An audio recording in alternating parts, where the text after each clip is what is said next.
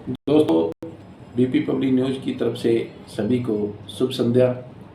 एक बहुत ही सनसनीखेज या यूं कहे राजनीति गलियारों में अब तक जो नहीं नजर आई है खबर, चुनावी खबर, विधानसभा चुनाव को लेकर टोहाना से हम एक खबर पर करने जा रहे हैं, आप लोगों को बताना जा रहे हैं एक खास खबर कि टोहाना विधानसभा से अब की बार सुभाष बराड़ा शायद ही चुनावी मैदान में उतरे। सूत्रों की माने तो ना तो सुभाष बराड़ा चुनाव लड़ना चाहते हैं, ना ही पार्टी हाईकमान उन्हें चुनाव लड़वाना चाहता है। इसके कई कारण हैं। वो कारण जो हमने स्टडी की, राजनीतिक, चाहे वो विधानसभा 2019 की बात हो या लोकसभा, जो अब लोकसभा चुनाव हुए थे उनकी बात हो, और उसके बाद की परिस्थितियां कैसी रही। दोस्तों, 2019 में सुभाष बराड़ा भाजपा के प्रदेश अध्यक्ष भी थे और टोहाना से विधायक भी थे। जब 2019 में चुनाव हुआ तो बराड़ा को करारी से हार का सामना करना पड़ा। तो 2019 में बराड़ा की करारी हार हुई। देवेंद्र सिंह बबली ने उन्हें, जजपा प्रत्याशी ने उन्हें 50,000 से ज़्यादा वोटों से हराया। इस हार को पार्टी हाईकमान ने सामान्य हार माना, कोई ज़्यादा इस पर होहल्ला नहीं हुआ। कारण क्या था कि तत्कालीन जो मुख्यमंत्री थे मनोहर लाल खट्टर, उनके मंत्रिमंडल के 9 मंत्रियों में से 8 मंत्री बुरी तरह हार गए थे। जब एक मंत्री ही जीत पाए थे 2019 के चुनाव में, वो थे अनिल विज। कैप्टन अभिमन्यु भी चुनाव हारे, रामविलास शर्मा भी हारे, मनीष ग्रोवर भी हारे। जो 9 में से मंत्रिमंडल से 8 जो मंत्री थे उनके चुनाव हारे, तो बराड़ा की हार को सामान्य हार माना गया। पार्टी ने उनका मोरल गिरने दिया टोहाना हल्के में, क्योंकि देवेंद्र बबली जजपा की तरफ से थे, विधायक बन चुके थे। बराड़ा को, सुभाष बराड़ा के कद को पार्टी ने बकायदा बड़ा किया। उनको सार्वजनिक उपक्रम ब्यूरो का चेयरमैन बनाया। सार्वजनिक उपक्रम ब्यूरो का चेयर बनाने के बाद बराड़ा की बड़ा इलाके में, बड़ा विधानसभा में पूरा दबदबा रहा। पार्टी मानती थी कि ना कहीं ये टोहाना विधानसभा में रिकवरी करेंगे, यानी जो नाराज वोटर हैं वो बराड़ा के साथ, पार्टी के साथ जुड़े रहेंगे। इसके बाद बराड़ा को लगातार पार्टी हाईकमान अलग तरह की जिम्मेवारी देती गई और उन जिम्मेवारी को बराड़ा जी बाखूबी निभाते रहे। तो यही नहीं, लोकसभा से पहले चुनाव में, लोकसभा चुनाव से पहले उन्हें राज्यसभा में भी भेजा गया, उनका कद और बड़ा किया गया, ताकि वो फतेहाबाद जिला है, जैसा जिला है, इसमें पार्टी को फायदा पहुंचे लोकसभा चुनावों में।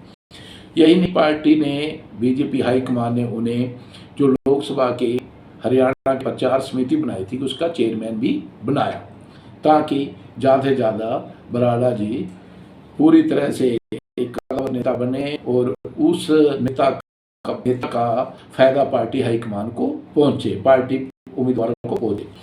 2 सीटें थी, सरसा और हिसार, जहां सुभाष बराड़ा को अपना कर्तव्य दिखाना था, उनकी नेतागिरी का कमाल होना था। लेकिन अफसोस, दोनों ही सीटों पर बीजेपी के उम्मीदवार हार गए। हिसार से चौधरी रणजीत सिंह हारे और सरसा से अशोक तंवर जी हारे। हारना कोई बड़ी बात नहीं थी, हार हुई, जैसे कांग्रेस की वेव थी उसमें हारे दोनों सीटें, हिसार और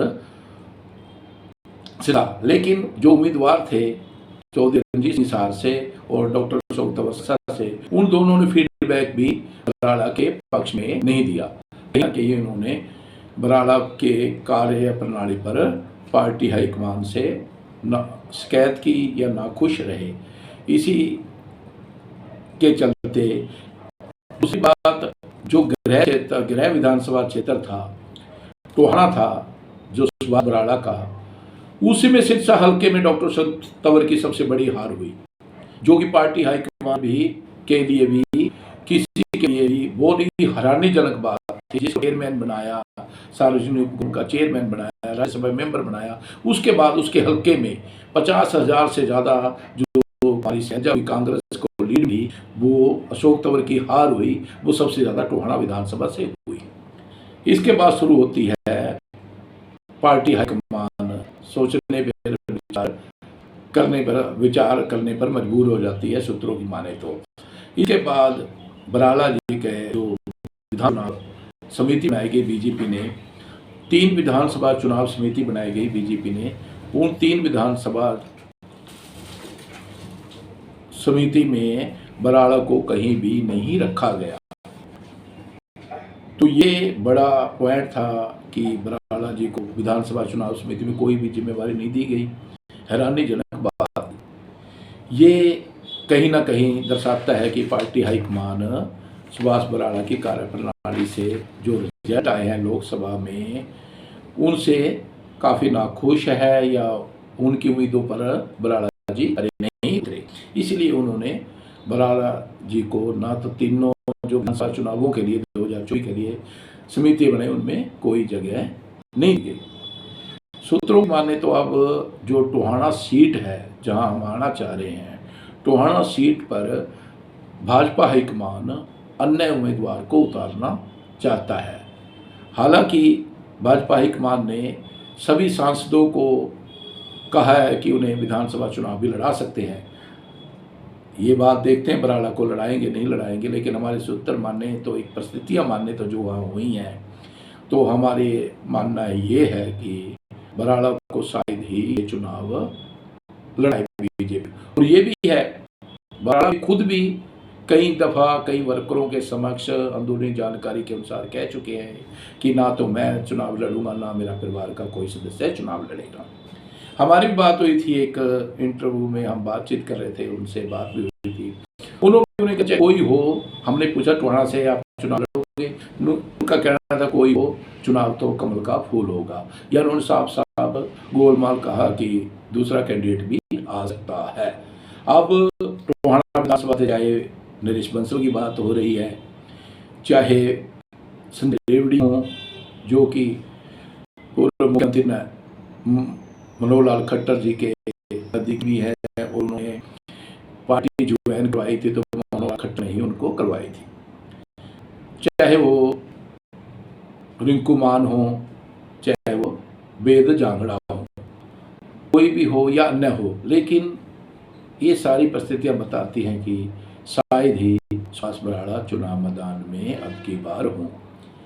एक और बात किसी मित्र ने मुझे बताई कि जो किसानों का विरोध है, और ये हम सब ने देखा भी है कि लोकसभा चुनाव में जाखल में एक कार्यक्रम में आए थे वो चुनाव के दौरान ही, तो किसानों ने जमकर उनका विरोध करा, बवाल काटा और काफी विरोध हुआ, आरोप भी लगा किसानों पर, 7 के मुकदमे भी दर्ज हुए।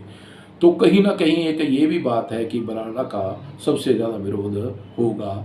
इस बात को भी ध्यान में रखें, बराला शायद खुद ही इस बार चुनाव मैदान में नहीं हो, या पार्टी हाईकमान भी उन्हें चुनाव लड़ाने में दिलचस्पी नहीं दिखा रही है, जो हमारा मानना है। अब क्या ये अब टिकटें अनाउंस होगी बीजेपी की तभी तय हो पाएगा, लेकिन हमारा मानना है आज तक की तो राजनीतिक समीक्षा रहे उनकी कार्यप्रणाली के 2019 चुनाव से अब तक जो कार्यप्रणाली है उसमें पार्टी हाईकमान शायद ही बराला को चुनाव लड़ाना चाहता है, और बराला भी शायद ही चुनाव लड़े। तो बीपी पुलिन की ये खास रिपोर्ट कैसे लगी कमेंट करें और अपनी राय जरूर दें। धन्यवाद, थैंक यू।